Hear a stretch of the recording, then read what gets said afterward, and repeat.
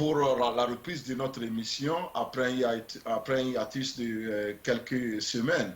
D'ailleurs, c'est pour compenser cette petite absence-là que j'ai voulu inviter M.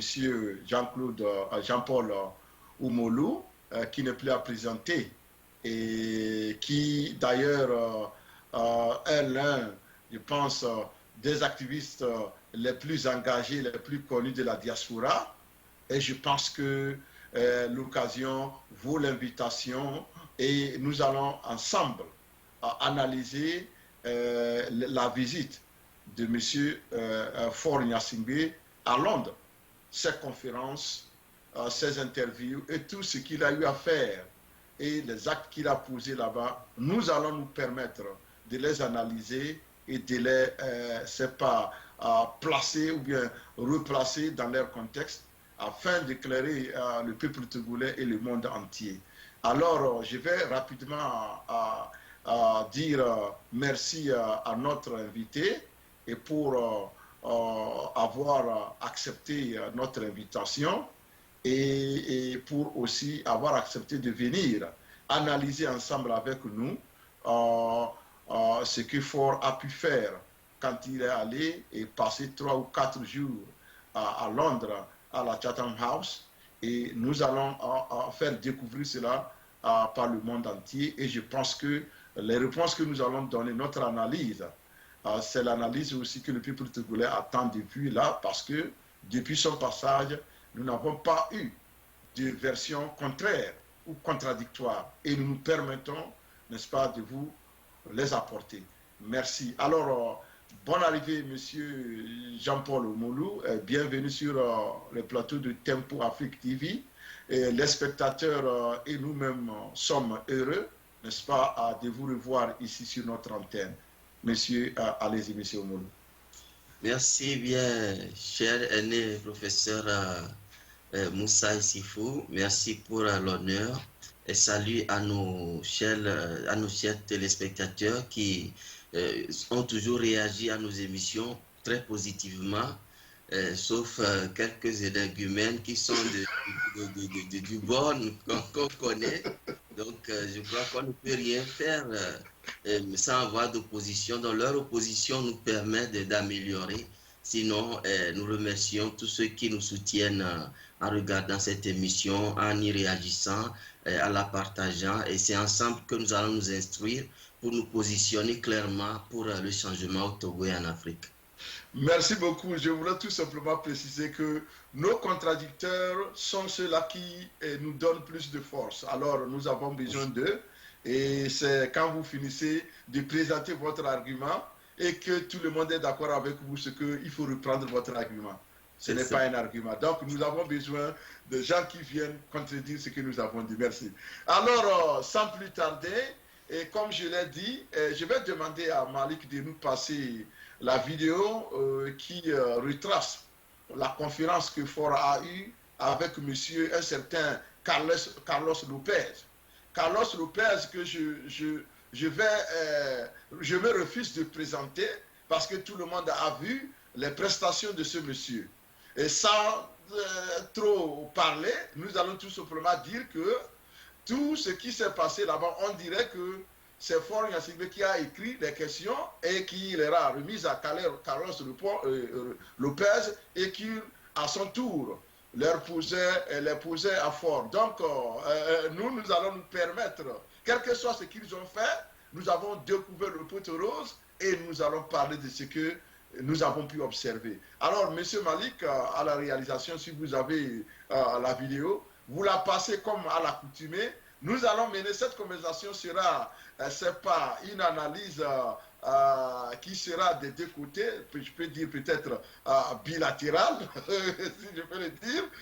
Nous allons donner notre avis l'un après l'autre, parce que nous avons beaucoup à dire par rapport à cela. Alors, merci, Marie.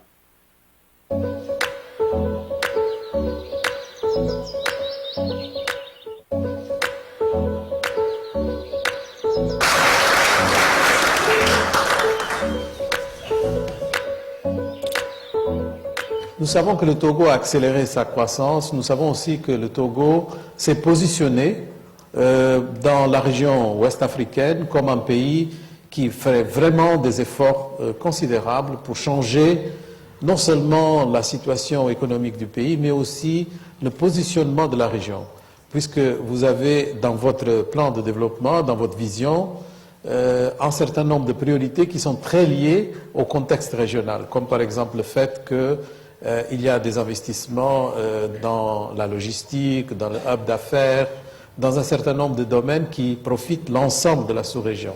Alors ma première question pour vous, c'est de savoir, à partir de cette conversation, on veut vraiment prendre un certain nombre de nouveautés que vous avez introduites dans votre vision et des informations qui vont pouvoir permettre à cette audience de connaître mieux votre pays. Et la première chose, c'est justement l'effort que vous avez fait, considérable pour les infrastructures, mais qui a aussi endetté un peu le pays. Comment vous expliquez cette priorité que vous avez donnée aux infrastructures et qu'est-ce que vous avez fait dans ce domaine en particulier? Merci, merci professeur Carlos, et merci pour cette invitation que vous avez adressée et merci surtout pour votre présence ici. Je suis sûr qu'avant cette session, très peu de personnes peut-être connaissaient le Togo, sinon de façon anecdotique. Donc c'est une opportunité pour moi de parler de mon pays et j'espère d'attirer plus d'investisseurs et plus d'investissements au Togo. En effet, Carlos, nous avons, je pense que 2005, ça commence par la fin d'une histoire difficile, la fin d'une crise qui a plombé le pays puisque nous avons pendant 15 ans perdu presque 15 points de taux de croissance sur 15 ans. Donc les infrastructures étaient délabrées. Nous avons mené un processus de réconciliation, stabilisé le pays, mais la grande question, comme vous le savez tous dans nos pays, c'est l'économie. Comment faire démarrer l'économie alors que la confiance était réduite à cause de cette longue crise. Donc il fallait que l'État, je crois, fasse le premier effort. Donc la première tâche a consisté à être éligible à l'initiative PPTE pour avoir une réduction de la dette. Et malheureusement, ayant été en marge un peu de la communauté financière à cause des sanctions, cette initiative nous a permis de réduire le niveau d'endettement qui était élevé, plus de 100%, mais on l'a ramené seulement à 40%, 40-41%. Néanmoins, il a fallu investir parce que sans cela, rien n'était possible. Et l'investissement devait être productif. Donc nous avons naturellement choisi d'investir dans les infrastructures parce que ça correspondait un peu à la vocation de notre pays. Togo a toujours été un carrefour d'échange, un pays de transit. Mais quand vous avez un aéroport qui est en mauvais état, qui n'a pas bien été entretenu, quand vous avez un port qui est dans une situation un peu léthargique, donc vous ne pouvez pas. Et les routes étaient délabrées alors que nous dépendions beaucoup, parce que le port de Lomé a toujours été un port franc, donc à la disposition aussi des pays de l'Interland. Donc nous nous sommes dit que, si l'État ne faisait pas l'effort initial, on n'attirerait pas l'attention du secteur privé, on n'attirerait pas l'attention sur notre pays et on ne pouvait pas avancer. Donc c'est ce qui a fait que nous avons pris le risque d'investir dans le port grâce à nos amis du secteur privé, notamment l'entreprise MSC et Bolloré. Nous avons fait des routes parce qu'une fois que on a un port, il faut avoir la suite. Donc nous avons fait 1500 km de route à peu près. Nous avons également investi dans l'énergie et ça nous a permis d'avoir un taux de croissance d'à peu près 5%. L'endettement, naturellement, je ne dirais pas explosé, mais nous étions en 2016 à un niveau élevé de plus de 80%. Mais aujourd'hui, nous avons ramené à un niveau plus soutenable puisque nous sommes en dessous des 70%. Donc nous avons fait des réformes qu'il faut. Maintenant, nous comptons sur le partenariat avec le secteur privé pour avancer. Alors, et les résultats sont là, puisque maintenant... Vous avez réduit le taux d'endettement de 80 à 70% et vous vous en réjouissez. Alors, monsieur Omolou, quelles sont vos impressions? Bon, d'abord, je veux, avant de répondre à la question, dire que la visite de ce gamin, du fils à papa, qui a hérité du pouvoir tout simplement, qu'on appelle Fonya Singbe à Londres, n'était pas fortuite. Donc c'est une visite planifiée de longue date par les offices très payants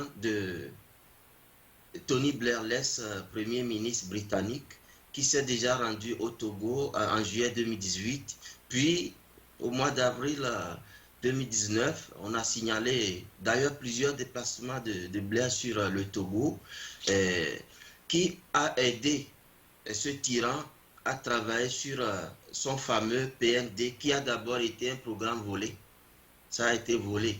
C'est des programmes qui étaient dans les sillages de l'opposition, qui ont été piratés et qu'ils ont essayé de vanter tant afin de bluffer et les Togolais naïfs et les voyous de la communauté internationale qui n'attendaient qu'un petit bon rapport du Togo pour sauter sur l'occasion et aller encore piller notre pays de ses ressources.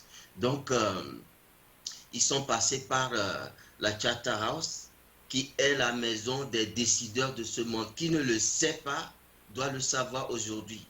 Que si on a décidé que Kadhafi tombe, si la Charterhouse n'a pas donné son accord, la France n'est rien pour ce faire. Si on a décidé que Gbagbo soit déporté à la haie, c'est cette maison maudite-là qui donne son aval. Sinon, vous ne pouvez rien. Les États-Unis, la France, toutes les puissances occidentales sont commandées par cette maison-là, en association avec les banques Rothschild et consorts. Donc, il est passé par les offices très payants de la Law Society, une société de corrompus, de francs-maçons, des gens qui n'ont pas de cœur, qui n'ont que des alliances, des hommes influents, qui ne militent que pour leurs intérêts et les intérêts impérialistes égoïstes. Donc, ces gens que tout homme avisé connaît. C'est par eux que Ford est passé pour courtiser la communauté internationale des investisseurs.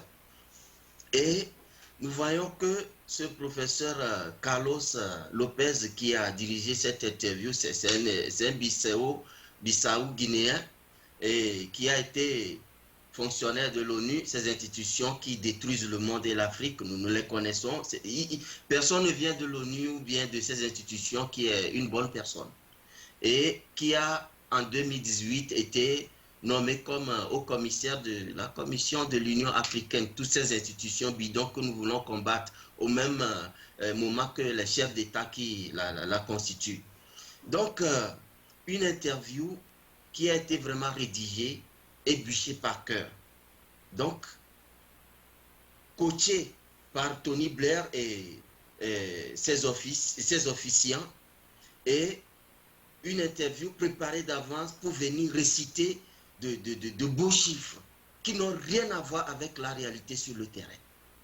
Et écoutez d'abord Fonya Singbe parler. C'est d'abord quelqu'un qui parle sans état d'âme.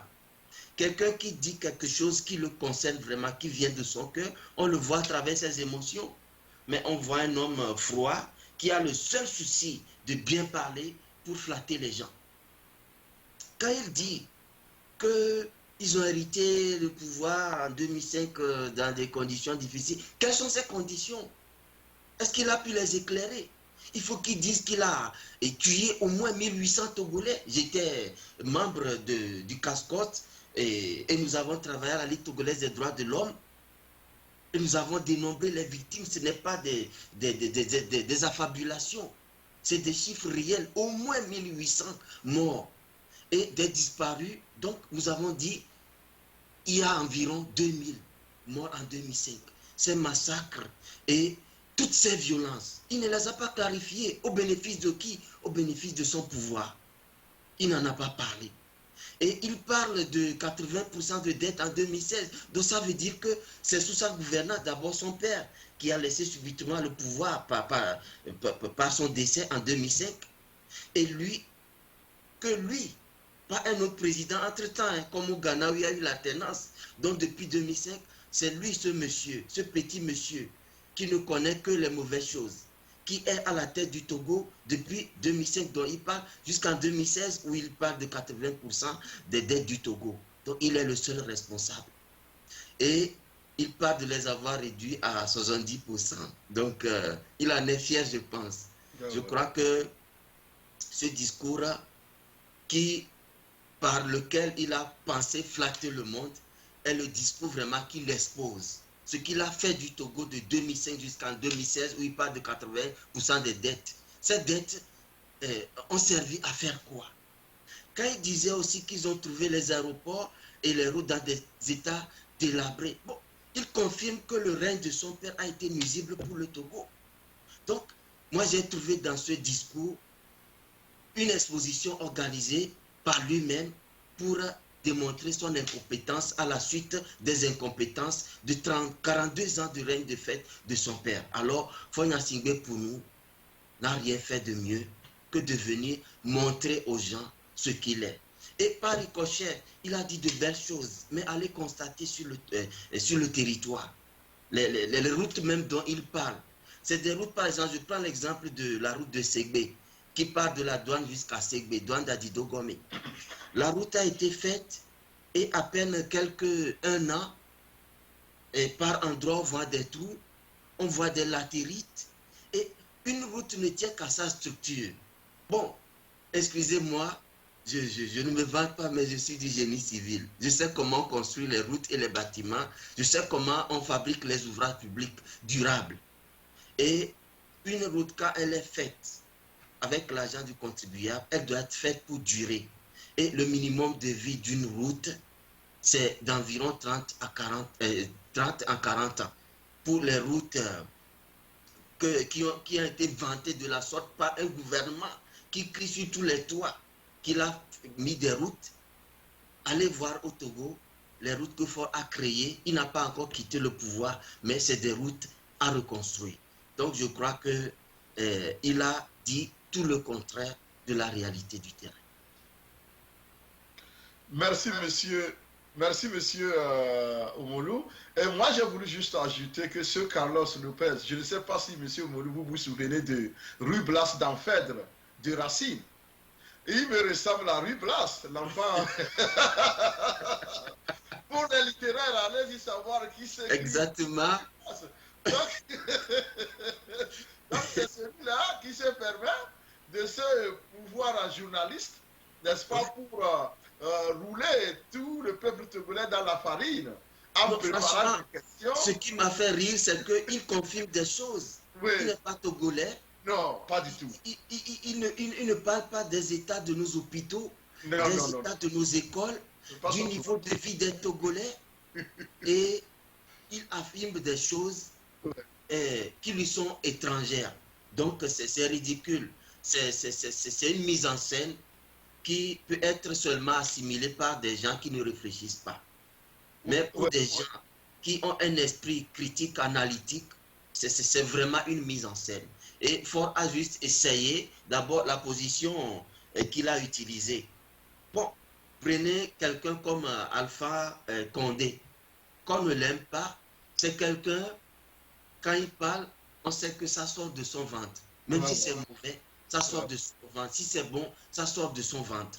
Et Faure Gnassingbé, on lui a même dicté la manière dont il doit s'asseoir, comme un chien qu'on a dressé. Donc, il a bien respecté et il n'a pas beaucoup bougé. Non. Sa tête même, la position de sa tête n'a pas trop bougé. Et il a essayé juste de réfléchir à ce qu'il a bûché, à toutes les séances de coaching qu'il a eues. Et moi, franchement, il faut être un peu faible d'esprit pour accorder du crédit à cette mise en scène-là. Les Anglais disent it has backfired. Donc, il y a eu un effet, c'est pas un effet contraire ici. Justement. On peut parler peut-être ce qu'on appelle dramatic irony, comment l'ironie dramatique ou comment on le traduit. Et donc, les effets escomptés ont plutôt été contraires aux effets que l'on a voulu produire. Et heureusement que Dieu est toujours du côté des faibles. Moi, je pense que si ce monsieur a été exposé et à Londres, c'est parce que Dieu a voulu au moins une fois encore lui rappeler que on ne peut pas marcher sur son peuple comme ça impunément. Et moi, je pense que si ces gens-là avaient encore quelque chose d'honneur à défendre, ils vont se ressaisir. Parce qu'il avait autour de lui tous ces conseillers d'ailleurs qui regardaient comme si ils étaient perdus dans la mer. Je les ai vus femmes comme hommes, tous étaient perdus. Soit ils étaient étonnés de voir... Ils étaient crispés de toute façon, ils étaient crispés. Ils étaient crispés. Quant aux gens impérialistes qui étaient autour, Oui. ils savaient qu'ils venaient au Togo pour prendre de l'argent, non pas pour investir. Donc tous étaient là, ils se disent, mais regarde là, il parle de son pays que nous connaissons ou bien d'un autre pays. Tu vois, tu peux dire ça sur leur visage. Et là aussi, c'est un échec total. Alors, nous allons continuer par décortiquer ou bien par visualiser cette vidéo et nous allons revenir avec nos commentaires. Merci. Donc, l'infrastructure est en train d'être payée déjà avec des efforts considérables. Et en ce qui concerne justement la partie aérienne, ça a été reconnu, non seulement à cause de ce que vous avez fait, mais aussi la présence d'une compagnie panafricaine qui est A-Sky. On vous a confié au sein de l'Union africaine le rôle de champion pour la question de la politique de Open Skies, qui va permettre justement d'augmenter le trafic aérien entre pays africains avec la 5e règle qui est libérée.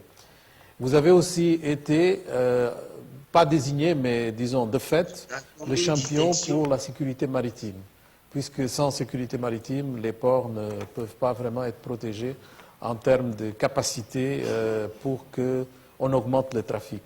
Donc, ces rôles montrent que vous avez beaucoup investi sur le régional.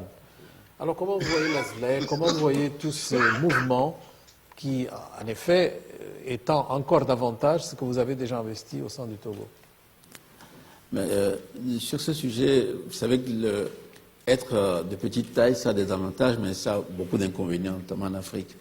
Généralement, quand on voit les investisseurs qui viennent vers l'Afrique, on regarde le Nigeria, on regarde le Ghana, on regarde le Sénégal, la Côte d'Ivoire, vraiment le Togo, à cause de l'étroitesse de notre marché. Et donc, très tôt, nous avons commencé par la CEDEAO à être un avocat, faire toujours le plaidoyer de l'intégration régionale. Parce que nous savions que sans cela, nous ne pouvions pas nous en sortir. Ça a commencé par la CEDEAO et, je veux dire, cet activisme nous a été... nous avons été récompensés de cet activisme parce que nous abritons quand même plusieurs banques sous-régionales. Ce mouvement initié par les banques sous-régionales a été poursuivi par les banques privées qui ont leur siège maintenant au Togo. Donc ça, c'est un des avantages que nous avons. Deuxièmement,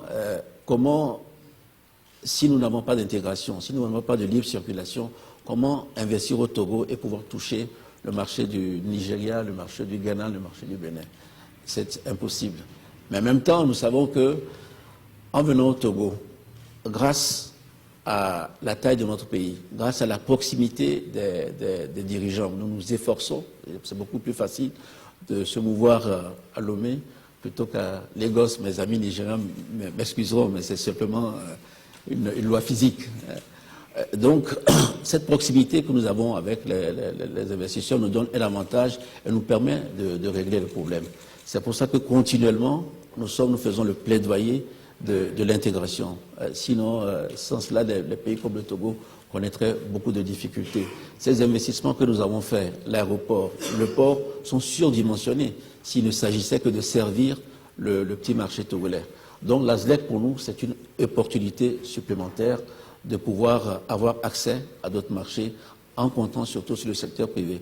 Ce n'est pas l'État qui va investir et exporter au Nigeria ou au Ghana, mais c'est surtout le secteur privé qui pourra trouver un environnement favorable ou bien qui pourra, s'il veut investir au Togo, savoir qu'il n'a pas de contraintes de marché parce que derrière le Togo, c'est un vaste marché, c'est la CEDEAO et demain l'ASLEC. Donc nous encourageons beaucoup, nous avons signé, nous avons ratifié également l'ASLEC et nous espérons que... Il est en train de jouer la comédie ou bien il est sincère, Monsieur Omoulou. Trouvez-vous ce Carlos sérieux? Non, et par rapport aux questions qu'il pose, il répond aux questions au lieu de les poser. Mais ça, c'est quel type d'interview, ça? Non, c'est que c'est un dialogue de dupes, je crois. Ouais. Et le rôle, c'est de faire avaler des chiffres à ceux qui veulent croire à des chiffres. Hein? C'est comme la croissance. On dit la croissance de tel pays africain de 10% tel est de 9, 8, 7, 6% ou bien 5% en moyenne, mais dans les assiettes de la ménagère, on ne voit pas la réalité. Pas du tout. Donc, je crois qu'ils sont libres de dire leurs chiffres. Mais au même moment qu'on demande le SMIC au Togo, c'est combien? Le loyer de 9 mètres carrés de couchette minimum, c'est combien? Et combien d'avance de loyer on exige du pauvre locataire? Le traitement en moyenne d'un paludisme, c'est combien? Et combien de Togolais ont accès au traitement du palu? Combien n'y arrivent pas et combien en meurent chaque année? Donc c'est des choses concrètes comme ça qu'on doit parler. Sinon ces chiffres-là, c'est fait pour flatter les investisseurs. Et quand Fonia Singbe, par exemple, parle de beaucoup d'institutions financières privées qui s'installent à Lomé, ok, mais quelles sont leurs prestations de services? Combien de Togolais ont accès aux comptes bancaires? Combien ils font des dépôts vraiment?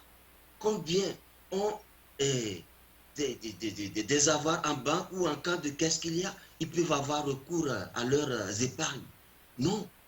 Et qu'est-ce que ces banques font bénéficier aux populations? Je donne juste un exemple.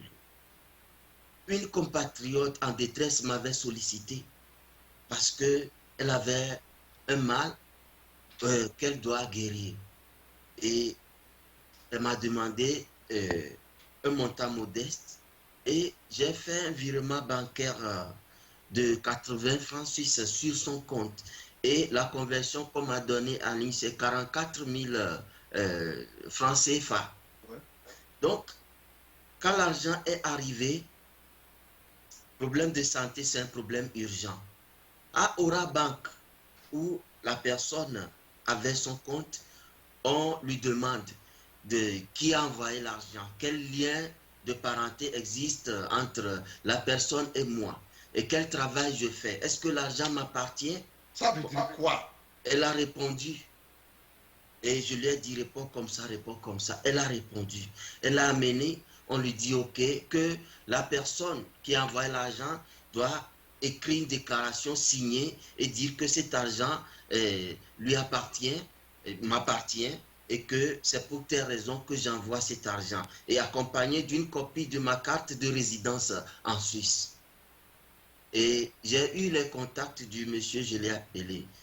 Quelles sont ces tractations-là pour permettre à quelqu'un de se soigner? Ils disent que non, que lui-même il ne sait pas pourquoi, mais que c'est la banque qui agit. Bon, vous ne savez pas pourquoi et vous exigez. Si les clients vous demandent pour quelle raison, qu'est-ce que vous allez répondre pour les convaincre? Est-ce que vous les chassez ou bien vous leur faites la cour? Et je vous dis qu'aucune raison qu'elle ne m'a été donnée. J'ai fait tout ça là, j'ai envoyé. On dit à la personne d'envoyer une preuve, au destinataire d'envoyer une preuve qu'elle veut faire tel avec l'argent. Et je dis, bon, mais 44 000, qu'est-ce qu'on peut faire avec 4 000? Vous faites toutes ces tractations-là, et finalement, on lui a dit que l'argent ne peut pas rentrer, ne peut pas être payé, et qu'ils vont me retourner l'argent. Là, j'ai appelé le monsieur. D'abord, je l'ai gueulé, et je pense organiser une émission pour publier ça sur parce que nous avons échangé aussi des mails. C'est des preuves. Ok. Juste pour vous dire à quel point ces banques ne servent pas la population. Ils ne servent que des intérêts des gens privés. Et quittez-vous sur les 44 000. Ils ont prélevé 20 000 de taxes et la personne n'a eu que 24 000 au final. Est-ce que vous voyez? C'est la banque qui a prélevé 20 000 de taxes? 20 000 de taxes. Sur 44 000.